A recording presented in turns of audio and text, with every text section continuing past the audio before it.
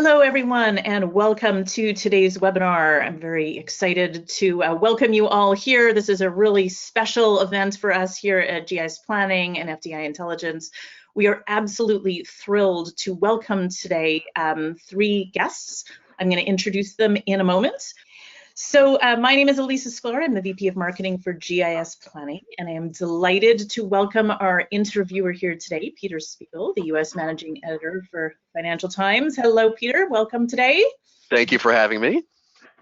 We are absolutely thrilled to have you. Just a few words I'd like to say to introduce Peter.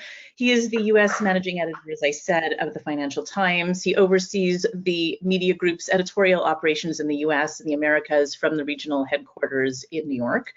In this role, Peter leads the news organization's U.S. expansion strategy, which was launched in mid-2019.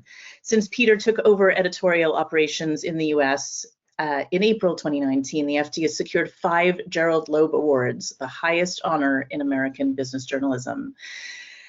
We also have with us today 2 guests that Peter will be interviewing. We have Andy Karellas from SIDO. He is the Executive Director. SIDO is the State International Development Organization, and he is the Director of International Affairs at the Council of State Governments. Andy, welcome. Thank you. Honored to be here. We are delighted to have you. And last but not least, we have Didi Caldwell. She is one of the world's most authoritative site selection and incentive negotiation experts. I suspect many of our attendees are familiar with Didi. Specializing in industrial and manufacturing sectors, her company, Global Location Strategies, is a 2-time Inc. 5000 recipient and has led worldwide location projects with announced capital investments of $32 billion and more than 12,500 jobs in the last decade alone. Fluent in English and Spanish, Didi holds dual citizenship in the US and Australia. So welcome to all of you.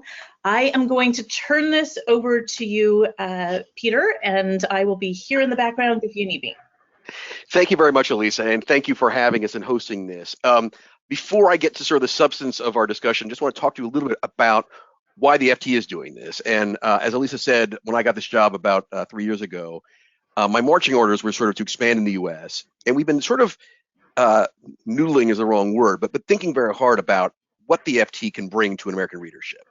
And what we really came down to and how we differentiate ourselves, I think, is despite my accent, we are nominally a European business publication who is owned by an Asian business publication in Nikkei. So in many respects, we are expert on cross-border investment. And frankly, here in the U.S., neither Nikkei nor the FT, it's neither of our home countries, neither of our home continents. So we thought we tried to bring the expertise together, both Nikkei and the U.S., to shine a light really on what we thought was a slightly ignored topic, which is the plight of foreign multinationals in the U.S., how they make decisions about investment, the problems they run into once they're here, and we really have decided to do a rather large project about this. We're launching our initial Investing in America Summit, October 6th, but we're going to accompany that with a ranking, which Andy's group has been very helpful with.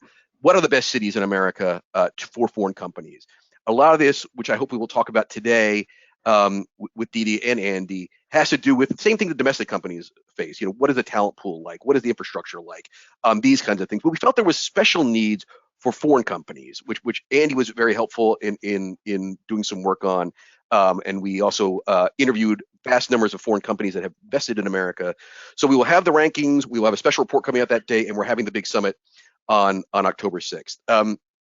So with that set up, I want to open our discussion here. And Andy, why don't I start with you? Because one of the things we in ramping up our knowledge base on what foreign companies are looking for in the U.S., SIDO was incredibly helpful, and like I said, did some unique research for us on what local, municipal, state economic development agencies do specifically for foreign companies. And I guess I didn't clock until you and I talked how much of there are specific needs for foreign companies versus domestic investors, even just things like, you know, they have to deal with visas for their foreign employees. They have to deal with, I think, what you call aftercare, which is, hey, once you get here, I need to help with regulations and other things that I might not have experience with. Can you start and talk a little bit about I mean, we had, I think, about 25 different metrics which we measured various development organizations on. Talk a little bit about how important that is for foreign companies and some of the metrics that we worked on together. Well, absolutely. Well, first, Peter, I just want to thank you and applaud you guys for taking over this endeavor. I mean, it's very important. We have a collective mission on educating the public on the role of foreign direct investment and really the role it plays in economic development overall. So we're very excited to work with you on this survey and this analysis. And like you mentioned, we reached out. So our primary members are the governor's international trade offices that are focused on foreign direct investment, working on export promotion and everything around international trade for their constituents. So what we looked at in working with you is really the operations on how states and cities actually conduct investment. What do they do? You know, do they help them from, like you mentioned, getting visas to having aftercare? How proactive are they? Do they go on international trade missions? You know, one thing we always like to emphasize is it doesn't matter how big of a state or big of a city you are. You guys are the economic ambassadors of your state and your region and your city. You need to be proactive as it relates to international trade, and everybody can participate in this. And that's really what our state trade offices do, working with our broad ecosystem, is to make that easy for any size city, any size county, and anybody to be active in international trade and investment. So I'll pause there and turn it back to you.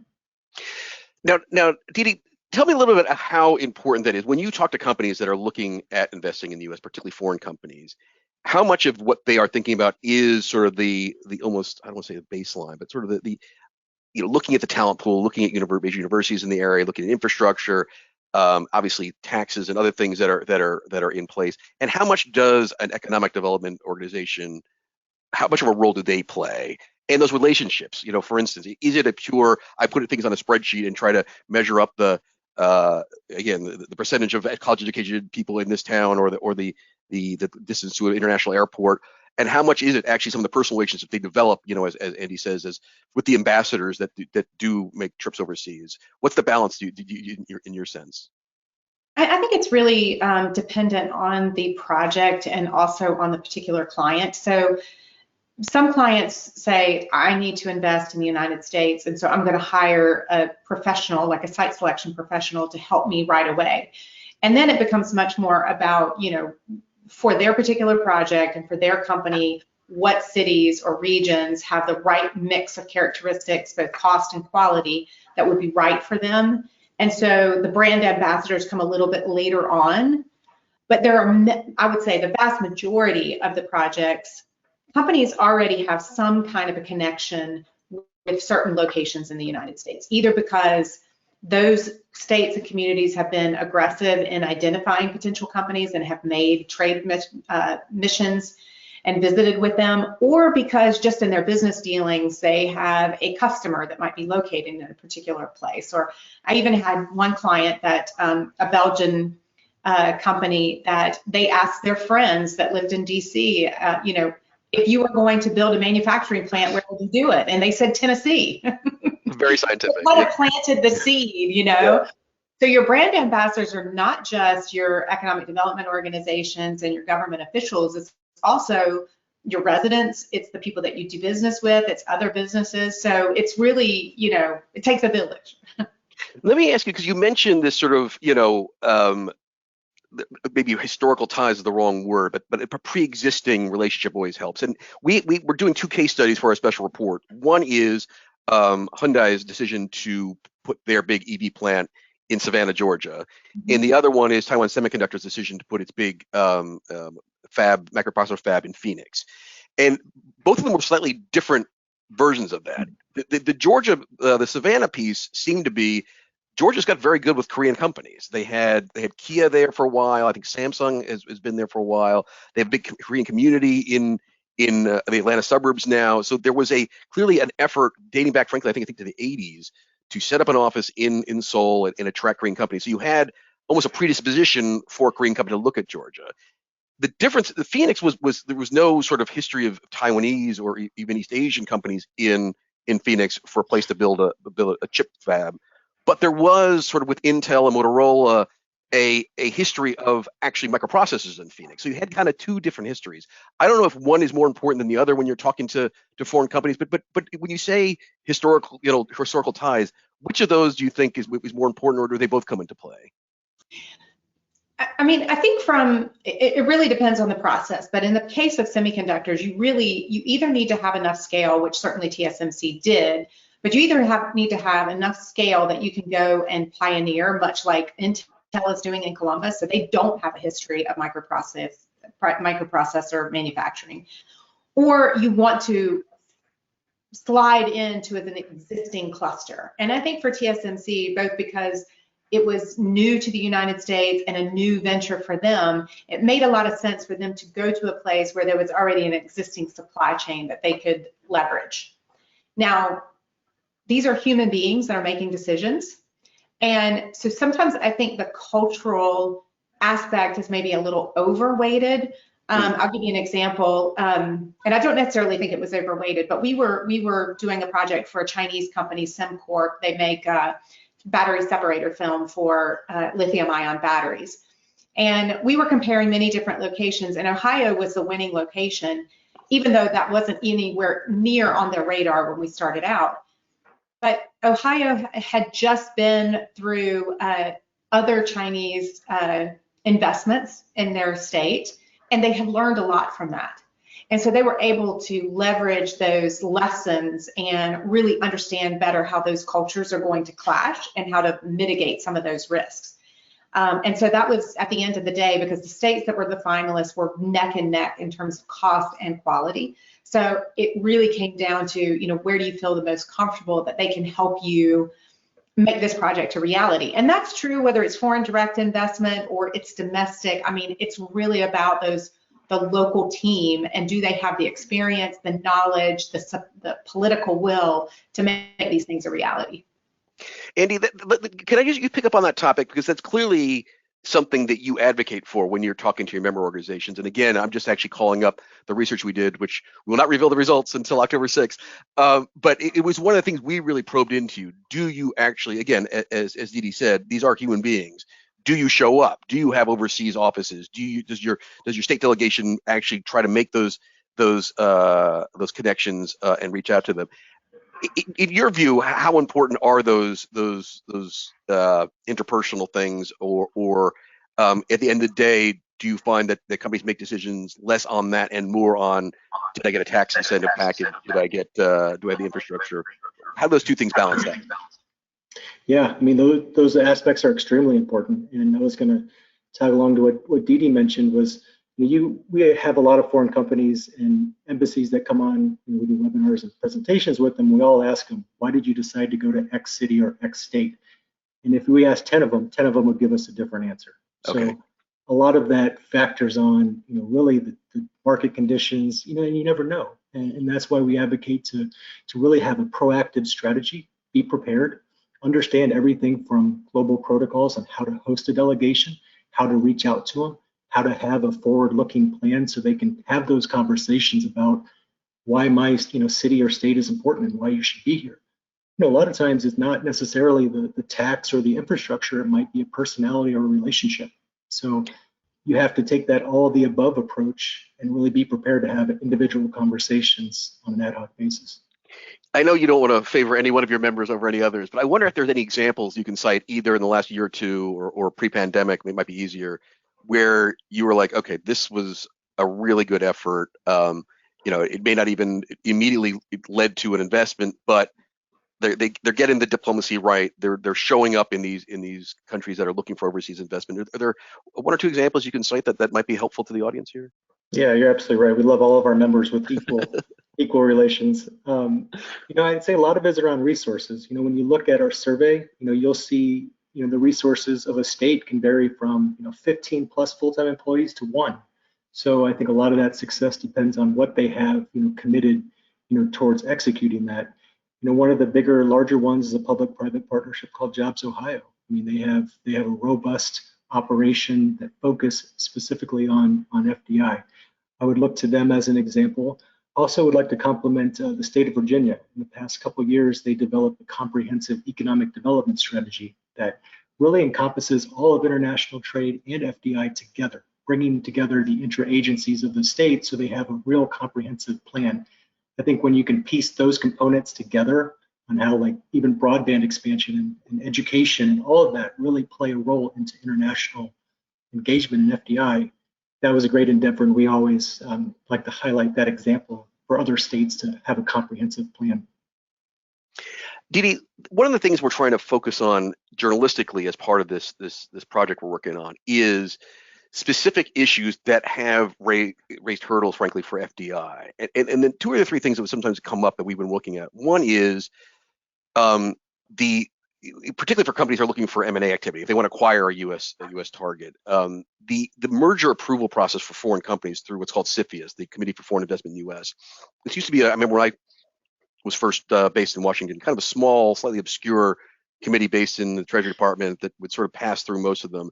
As the slight paranoia about China has ratcheted up, not just during the Trump years, but frankly, even during the Obama years, that committee has gotten a lot of power. And we've heard even from sort of companies in allied countries, the Japanese, the Brits, the Dutch, that they are finding this a hindrance to M&A and the activity in the U.S. The other thing that's sort of gone along with that is much tougher, and we see this frankly at the FT. You know, even trying to get our Brits work visas to come over here now has been, you know, either through backlog or bureaucracy, much harder to get talented foreign talent into the U.S. How much of government policy right now that seems to be erring on the side of protectionism, for lack of a better word, do you find that that's becoming problematic for some of your companies as they look to invest in the U.S.? So I don't usually companies that are looking to merge or acquire another company are not coming to a site selection consultant because they're looking to buy existing facilities.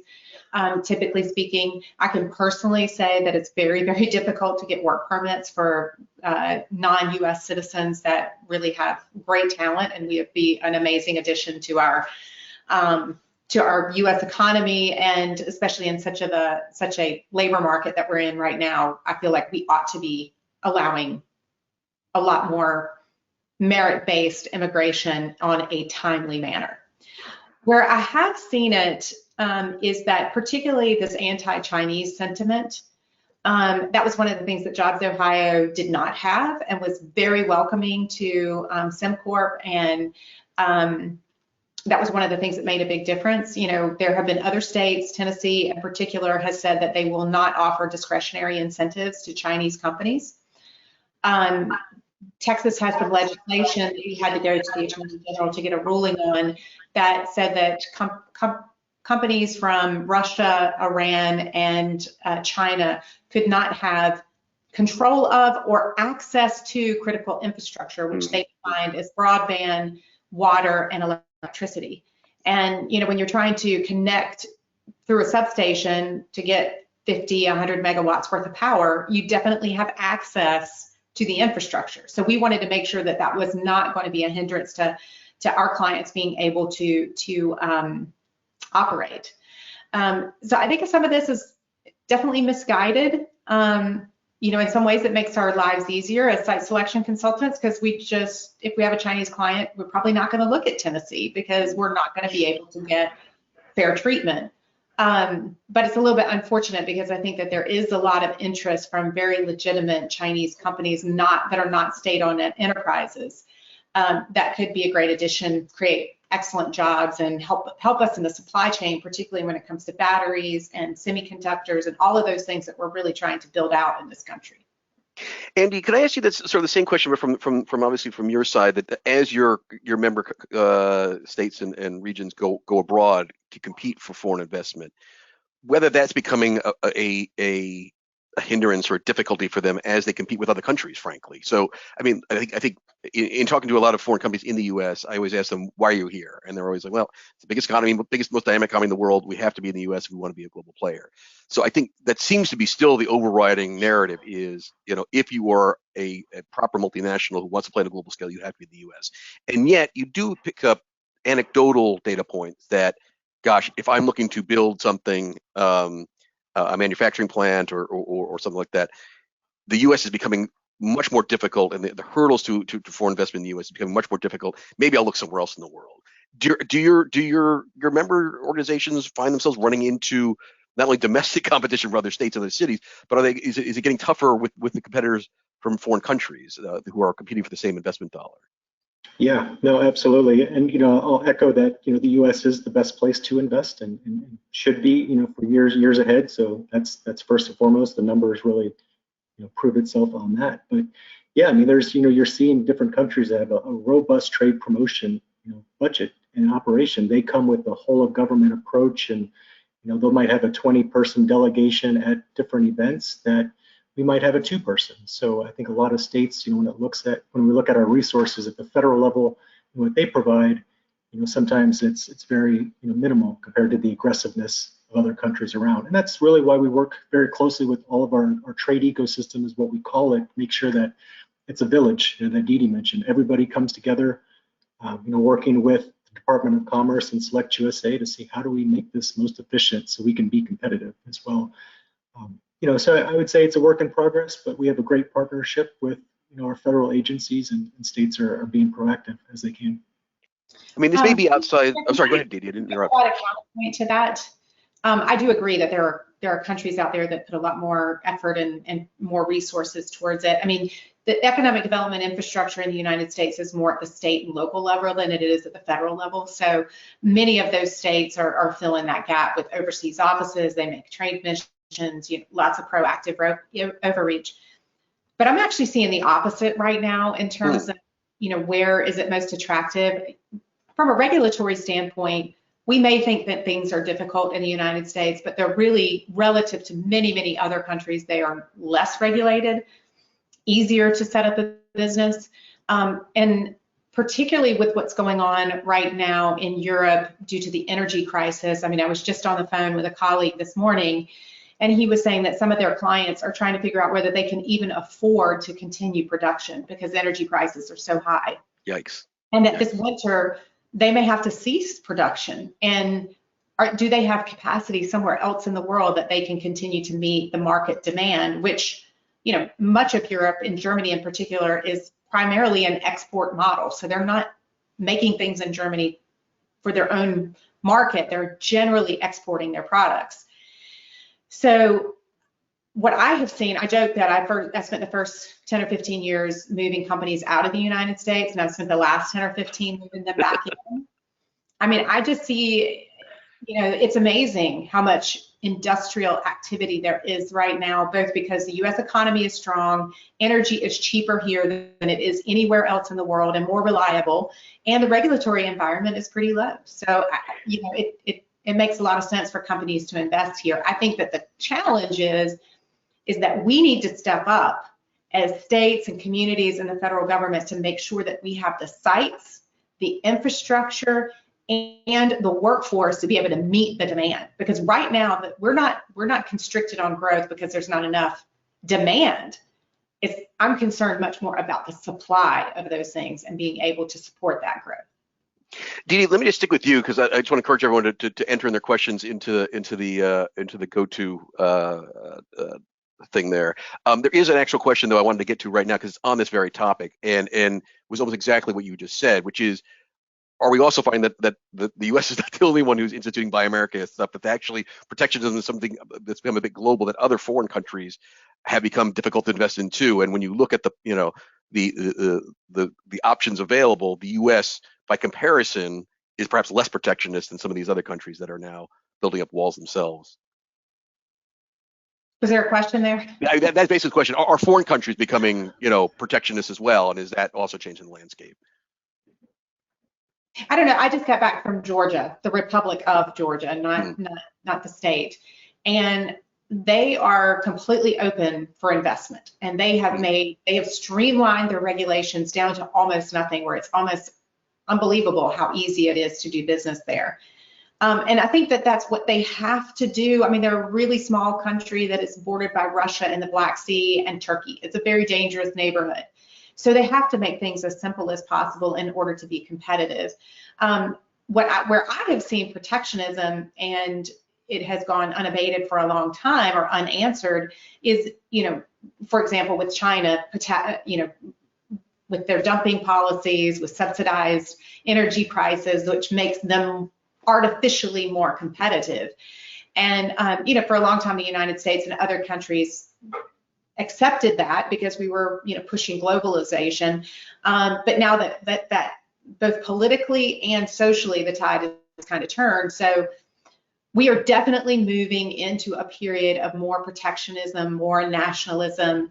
And since the U.S. is less dependent on exports for its economy, I think that puts the United States in a little bit better place than it might some other export-driven economies like China and Germany, for example. Got it. Got it. Again, please put your questions into the go-to widget. I'll get to them in a second. But Andy, I want to ask you something that Didi raised, which is this. Look, there is Select USA. There is actually a Commerce Department agency that is nominally in charge of foreign investment promotion, but the heavy lifting is done mostly by your member organizations, which are state and local based, which is in some ways different from other G7 countries and other G20 countries, which are much more of a unified national effort. Give me the pros and cons there. Do you think that the U.S. would be better served with a more centralized, more aggressive is the wrong word, but at least more organized national federal level effort to attract FDI? Or do you think that having let 1,000 flowers bloom and having you know, various states and cities compete against each other actually just gives foreign investors more options? Yeah, I'll say state and local governments are, the closer you are to the businesses, the more you understand what they need, and they're the best positioned to really help execute all of the above. You know, we got a really large crash course on federalism during the pandemic on what's the role of the Fed, what's the role of the states, how do we all work together in this economic development process, and you know, really how Select USA, they've really done a good job of figuring out what they can focus on. You know, what are their core focuses on the federal policies, the federal regulations, having a national summit that brings together, you know, partners, but then really letting the states and the local governments and that ecosystem in those states really figure out what they want to do. And it could be regional. Like, I'm originally from Missouri, and we look at Kansas City as a region, you know, they're an example as well of how they can work together on the county, regional, city level altogether. So I think, you know, it's a case by case process. I think people are figuring out how to best structure their strategic plans, what resources to utilize, how to work with our private partners. And really, you know, this also changed. We're in the middle of a midterm, you know, coming up. So, you know, you might have a change in administration at the state or local level that says, you know what, we don't really want to prioritize international trade. So that might have scrapped what that state and region has been working on for the past X years. So all of these factors go into it. But I think, you know, throughout the years that Select USA has been there, I think starting around 2005, like they've really helped figure out kind of their role and how we all work together. But I'll go back to a point that I mentioned in the beginning, is we're all working on this together. It's an education issue. So I think that's where we all work together to educate the public on why this is an important part and how economic developers can really be proactive, you know, towards attracting investment. I do think that, you know, the federal government stepping up and passing the CHIPS Act, and there's incentives in the Inflation Reduction Act.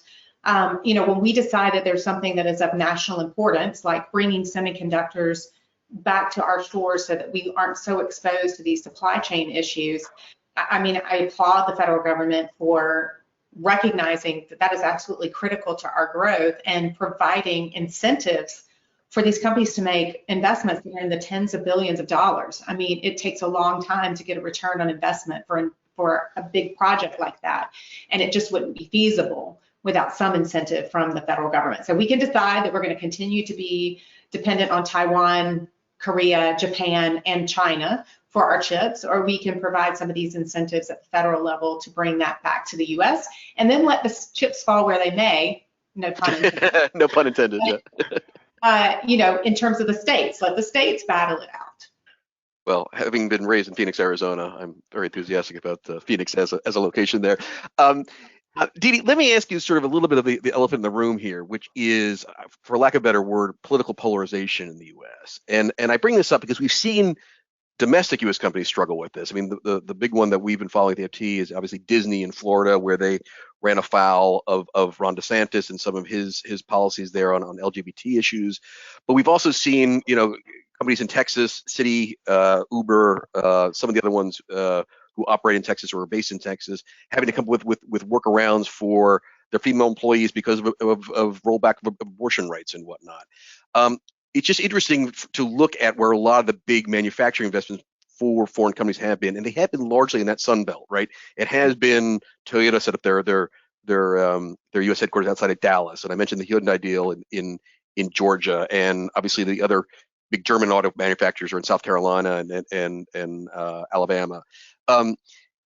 Is this coming up at all in your conversations where, you know, people looking at site locations from overseas are like, I'm now worried about my female employees. I'm worried about seeing what's happened to some of these big American companies. I need to figure out how I can avoid that kind of difficulty when I'm picking a location. Has that risen to the top yet? Yes, but it's, I hate to say it, but it's a little bit the flavor of the month. And it's not just a concern for international companies, it's also a concern for domestic companies. But, you know, when North Carolina was going through the bathroom bill issue, that came up quite a bit. Well, nobody's talking about that anymore because they've resolved that, and we're just assuming that everything's hunky-dory. Now we're on to something else, and a year from now it's going to be another issue. But when I'm talking to states and communities, I know it's a political football, and they're not just making decisions on how attractive they can be to investors, but my advice is just don't give them a reason to say no. You know, don't pass some crazy legislation that is going to land you on CNN and every news broadcast, and you're going to be seen as, you know, the political backwater. I mean, it doesn't show well.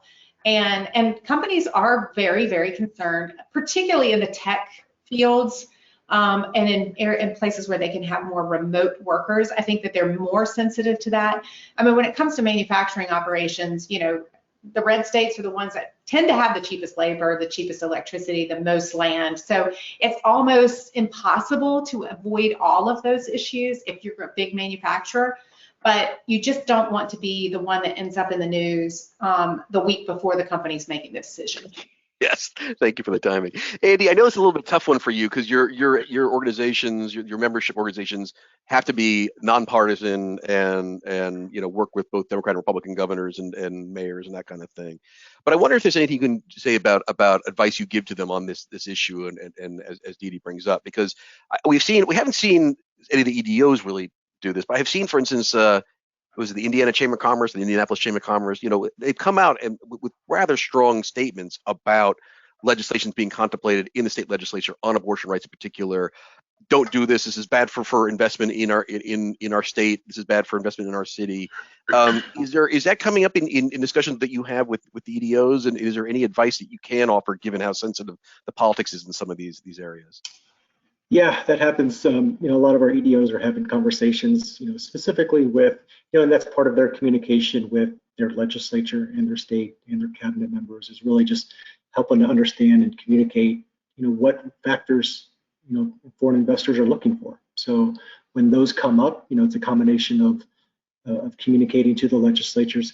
We don't go into, you know, a lot of deep, you know, I guess, resources for our states to have those communications, because they're going to be tough communications with their legislator that's promoting it. So a lot of them, it's you know, they're underneath the cabinet member of, you know, the Secretary of Commerce, or maybe within the governor's office directly. So that would be a tough conversation to have overall. But I think a lot of our states, you know, what they do is they talk about, okay, what if this happens? How do we be prepared? Like, how do we respond to the company and have a proactive response towards this? So that way they're prepared for any type of bill or hypothetical that might happen. And as Didi mentioned, between the bathroom bill and what's going on with abortion and what's going on with guns and violence as well, these are questions that states get. So the more they can talk about it and have prepared answers, they're more prepared to make that less of a factor for those companies. I mean, this may be a slightly unfair question, particularly since the abortion debate just is really relatively new, but I'm just wondering, thinking back to immigration issues and that kind of stuff, if you can think of an instance, and maybe you can't talk about it, but where,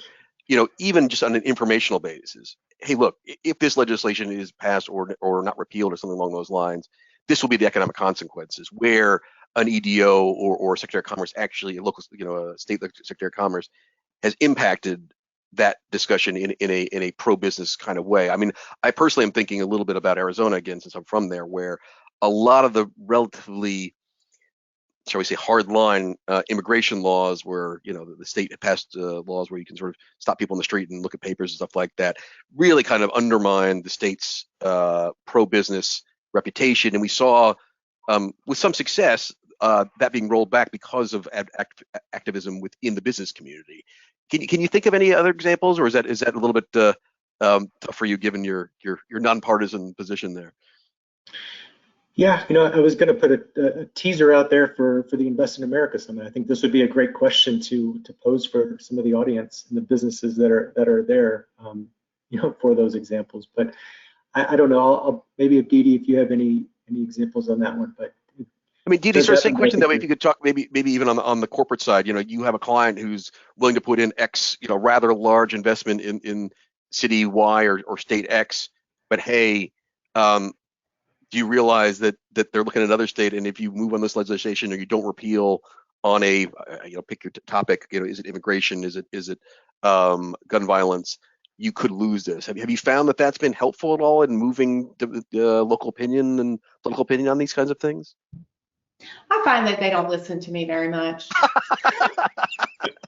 I think that we can talk till we're blue in the face about that, but at the end of the day, they're going to do what it takes to get them reelected. They care more about being reelected. And I'm not talking about the civil servants. I'm talking about the political, the ones that actually have the power of the vote.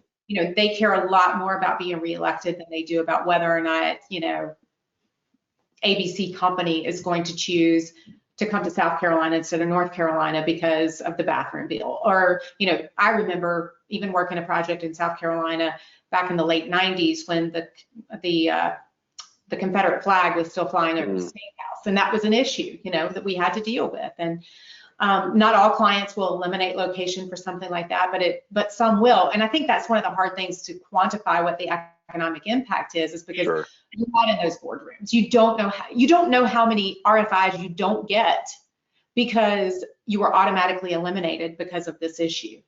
It's one thing to say I'm a finalist in this situation and they choose state X over me because of this issue. But what about the projects that you never even hear of because can't prove a negative? I'm not going to be there for this reason. And I think one of the interesting things that it works a little bit the other way too. Like I think that there are some companies and leadership in those companies that think they want to go to Florida and Texas because they identify with that brand of politics. And I've seen it. I have made the conscious decision that I'm not going to do any site selection for guns. Just not going to do it. But we have gotten RFPs in the past, and they clearly state that they are looking for locations that are in red states where they anticipate that they will have a higher level of political support. So it works both ways too, although I think that you're hurting yourself more than you're helping. Let me go to some of the questions we're getting over the transom here.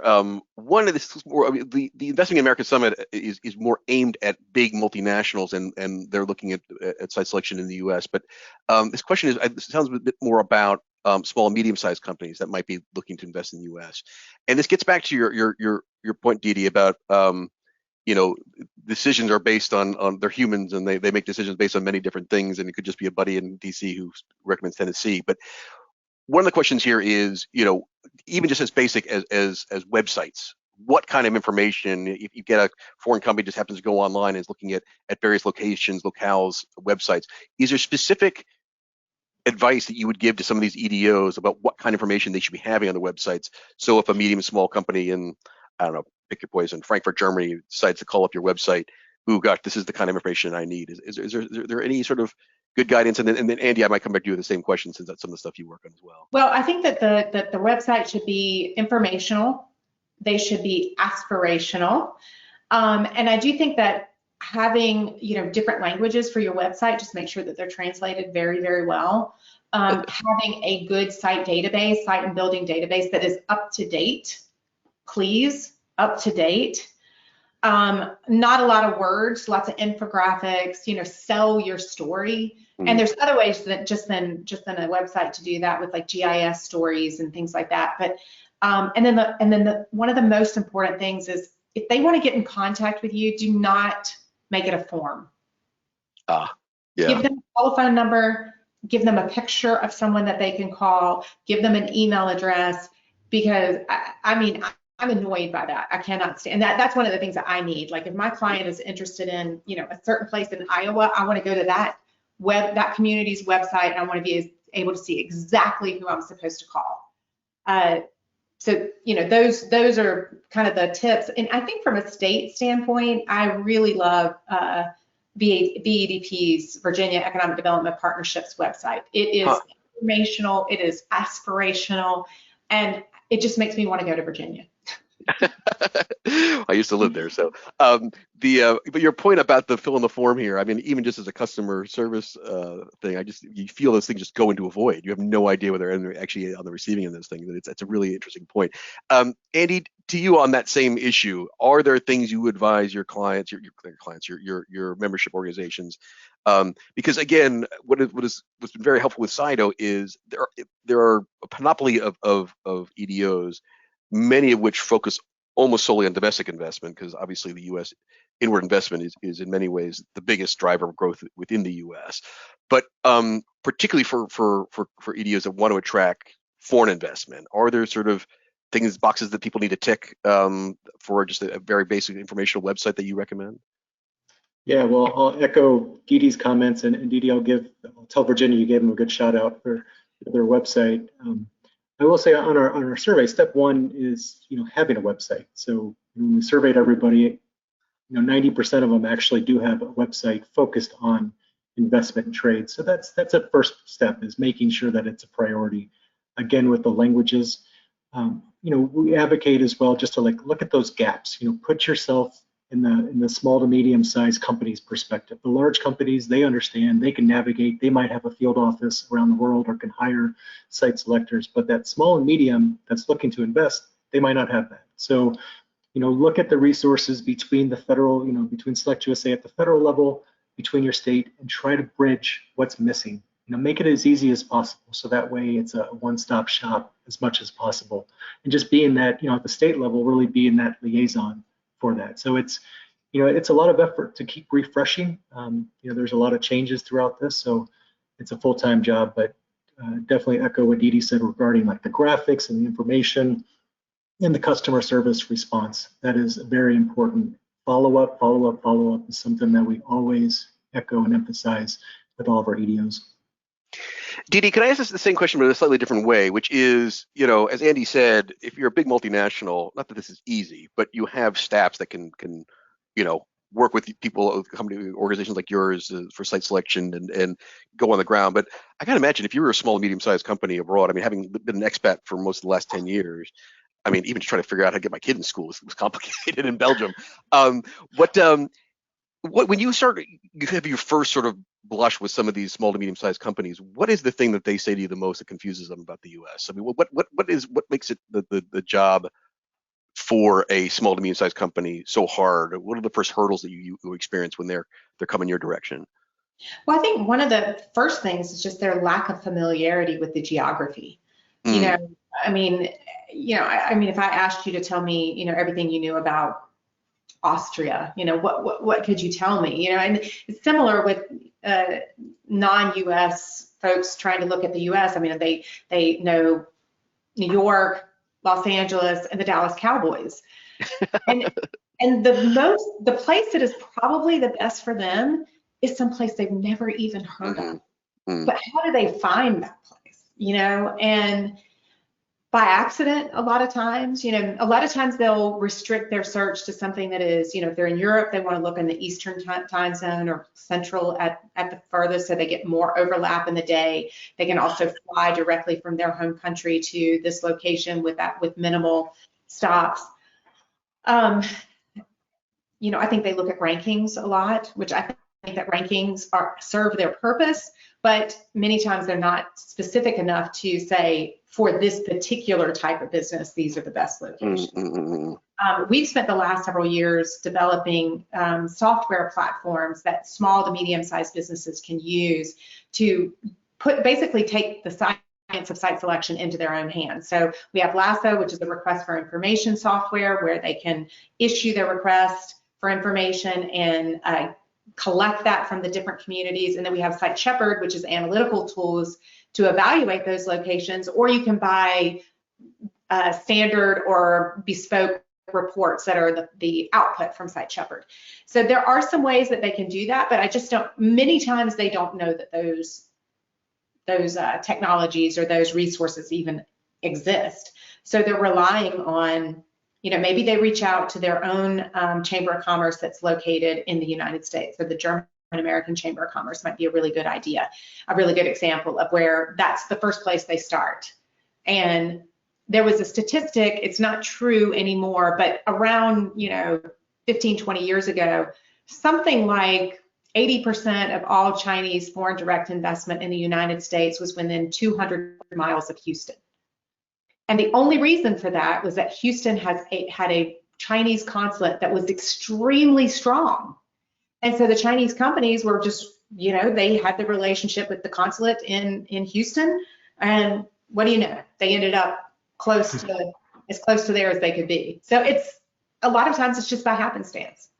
But I'm curious, I want to go back to this, came up repeatedly in our reporting, which is the places that the companies pick they had never heard of before. I was just trying to look at my database. Taylor, Texas came up in one of our stories. I can't remember who moved there, but you know, small town in the middle of nowhere, Texas, that had a major plant built. And I'm trying to remember the sector even. I can't even remember that. But given that's kind of a bit of what you do for a living, you know, how do you help a company that's like, I want to move to Houston, or I want to move to Boston, or I want to move to the cities I've heard of, and maybe Dallas because I can root for the Cowboys, to say, actually, this bit you've never heard of, this is actually where you want to be. I'm just curious how that process works. It's just it's come up repeatedly in the reporting we've done that there are these kind of out of the way places that I had even hadn't heard of being an American that turned out to be exactly the right place for some of these companies.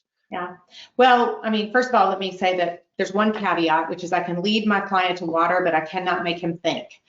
So I can give him all the advice in the world, but if he's decided that he wants to go to Houston, Texas, that's where he's going, provided that we can find a site. But typically what we try to do is coach them early on and say, just keep an open mind.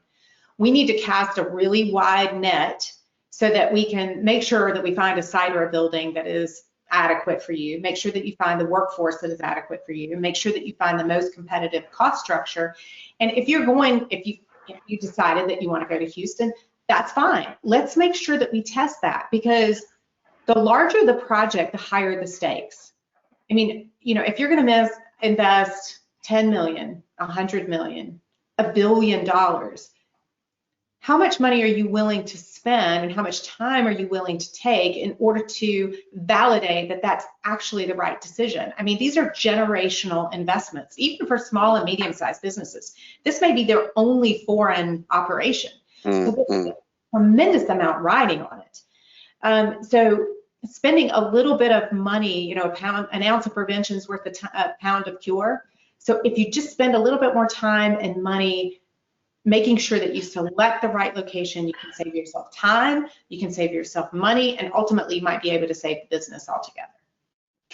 Andy, on this point, I mean, we spent a lot of time in this panel talking about, to be honest with you, almost by happenstance, the Sun Belt in particular. But I wanted to talk a bit about our more historic cities, for lack of a better word, because rest assured, the bigger names that we were just talking about are not off our top 10 list at all. But it does seem to me that when you deal with some of these economic promotional authorities, you have to tailor the message. Whereas a Charlotte or a Phoenix might talk about low cost of living and obviously climate and low tax and that kind of stuff. There are a attractiveness to a Boston or a New York, talent pools, particularly sort of what they talk about in Europe, I know frequently, ecosystem, like the youth, talented youth who want to live in the city because of what's available to them culturally. Talk a bit about how you advise your member organizations to sort of tailor that, and what advantages you think that the Sun Belt versus more, I guess, for lack of a better word, again, historic traditional cities have, and how you play those kinds of things up. Yeah, I mean, well, state and cities, I mean, they know their economic advantages, they know their assets, they know their resources. You know, not every state is going to be bordered by an ocean. They're not going to have mountains, so they know how to best communicate their resources. This we did a roundtable at the National Governors Conference, and the state of North Dakota says, you know what, we know we're not in Arizona. We know who we are. We understand who we are. We understand like what to communicate and how our assets are important. And I think that's what's really important, is for people just to be, have the data there and understand what they're looking for. And everybody can't be everybody. I come from a flyover state of Missouri, and the governor of Missouri is always going to be, we're the #1 state. You know why? Because we're geographically the center of North America. So every state is going to have a similar elevator pitch, and that's just what they do. And that's what's one of the best things about this job. It's really listening to how they all sell themselves and what their true assets are. Didi, I just wonder how compelling. If I could just interject here. Yeah, please.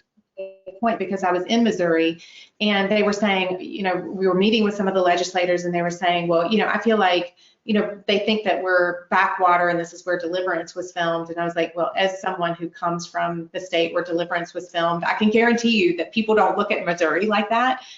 I just don't think people think about Missouri at all, because its largest city is named after another state. So building the brand recognition is really challenging. I mean, some places have it easy because, Kentucky has the Derby, bourbon, and Kentucky Fried Chicken. Volusia County, Florida insists on being called Volusia County. Nobody knows where the heck Volusia County is. Daytona. Everybody has heard of the Daytona 500 globally. So I don't know why you wouldn't want to take advantage of that brand. So I think that branding, when we start talking about the website and outreach, branding is really like the pure Michigan branding, I think is brilliant. They've stuck with it. Virginia is for lovers. I love New York. Those kinds of things stick in people's mind and gives it, a little bit more of an image or brand to attract interest.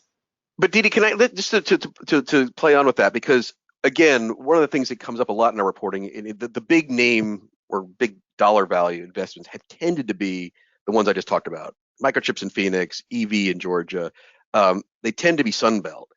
But when I was living in Europe, everyone kept talking about trying to create the next Silicon Valley, right? They want to be San Francisco. They want to create an ecosystem where young people want to have incubators and have talent and have coffee on the corner and all that kind of stuff. Have the big urban, again, traditional is the wrong word. I'm trying to find a word that best describes these cities, but have those sort of older cities that are sometimes frowned upon because of, I don't know, expense, quality of life, difficulty of living, that kind of stuff. Have they struggled in the current environment to attract foreign investment, or is the image that I have made a living over the last 10 years of moving startup companies out of the Bay Area. Now they'll keep their headquarters there. They'll keep research and development there. But they don't even do pilot plants in the Bay Area. They don't do pilot plants in California because of the regulatory environment and because of the expense. They can't recruit engineers from Texas A&M to move to the Bay Area because where the heck are they going to live with their family? So I think we have reached a point of diseconomies of scale. And, I like to think of, IT and the digital economy, kind of like you think of electrification. In 1920, electrification was an asset. And so industries clustered around areas that had good electricity supply. Well, since then, we had the Rural Electrification Act, TVA was created, and there's hardly anywhere in this country that you can't get electricity. And I feel like 100 years from now, we're going to look back on information systems and IT and the digital economy and be like, there's no such thing as high-tech companies and low-tech companies. The only companies that will have survived will be high-tech companies, and they will be distributed not evenly, because industry has never been distributed evenly, but they will be distributed across states, both urban, suburban, exurban, rural, and geographically north, south, east, west. I'll just point out that GIS Planning, who is both our host and incredibly helpful contributor to data for this study we've been doing, is based in the Bay Area, so nothing against GIS planning. But if you want to move here to Phoenix, we'll find a place for you. And that's also a good message that I probably shouldn't be buying a house in Brooklyn right now. We're almost out of time here. I think unfortunately I've run through. I skipped over a couple questions. I apologize that to the audience. I just want to give both Didi and Andy sort of the last word here. Again, most of our audience here today are frankly EDOs themselves. Working to try to attract investment. If there was one or two sort of must-dos that you could pass on to our audience, what would those be? And Andy, why don't I start with you? Are there a couple of again, just maybe it's 3 points or 2 points or 1 point even, that if you were to sort of click off this call and go back to your bosses and say, actually, we really need to do this, what do you think is the most important in terms of attracting FDI? Yeah, I would say first, make international trade and investment a priority on the broader economic development agenda for your state. Second, I would reach out to your state economic development office and really all the state and local economic ecosystems there, the regional economic development centers, everybody that can be a part. And then 3, have a strategic plan with them. Really work together to outline what is the plan of activities. What activities are the state level participating in? What are the regional participating? What are our information? Getting all of that strategic information ready so you have a proactive plan where then you can go after potential investments. But it all starts with getting that ecosystem together, aligning your resources, and having a definitive plan. Because we know EDOs, they have a lot on their plate. So this is one chapter of a lot of their work.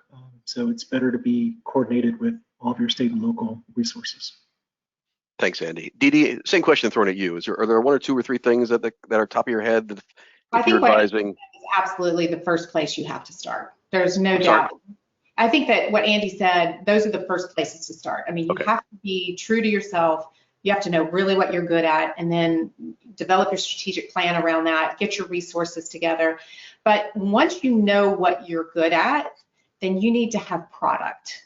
You need to have sites and buildings that are ready to go. In this environment, we're not going to wait on you. It's not us, it's the companies. They can't afford to wait. And if you don't have a site or a building that meets their needs, you're never going to get a look. So I'm really finding that sites and buildings are being snapped up faster than they can be redeveloped. So it's almost one of those things where as long as you're smart about it, you almost cannot lose. If you build it, they will come. So that would be my number one thing. And then I think, just be true to yourself. That's kind of what Andy was saying. Don't try to be good at something that you're not. Benchmark yourself against your competitors. Really understand where it is that you are strong and focus on those things. Because if I had a dime for every time that somebody told me that advanced manufacturing was their target market, or biotech and pharma and aerospace, I mean, you tend to hear the same things over and over and over. If you're talking about aerospace, I mean, are you going to be building the planes? Are you going to be making the carbon fiber? Are you going to be making, wheel assemblies, wiring harnesses? I mean, what specifically are you good at? Because a lot of times we look at industries vertically, but we need to look horizontally to see what are the individual processes that happen and what can you specifically excel at. Didi, Andy, this was great. Thank you both for participating in this. I also want to thank Elisa and the gang at GIS Planning. As I said, GIS Planning was indispensable in helping us compile the data that we did our rankings, which will reveal October 6th. Please tune in. And you've been great partners in this whole project. So thank you very much for that as well. And I hope the audience got something out of it. So thanks again, and back to you, Elisa. I want to thank all of you. This hour just flew by. I really wish we had more time. I enjoyed this so much. I want to thank you, Andy and Didi, for being guests. Peter, that was just absolutely fantastic. I look forward to more fantastic content like this at the summit. I will be there in New York. I will include information about the summit on October 6th. Of course, you can attend both in person or virtually in the follow-up email that you will all be receiving. Thank you so much for your expertise, for your time. Thanks to all who signed up to attend today, for taking the time out to listen to us. Looking forward to what's next. Thank you. Bye, everyone. Bye-bye. Have a great day. Bye-bye.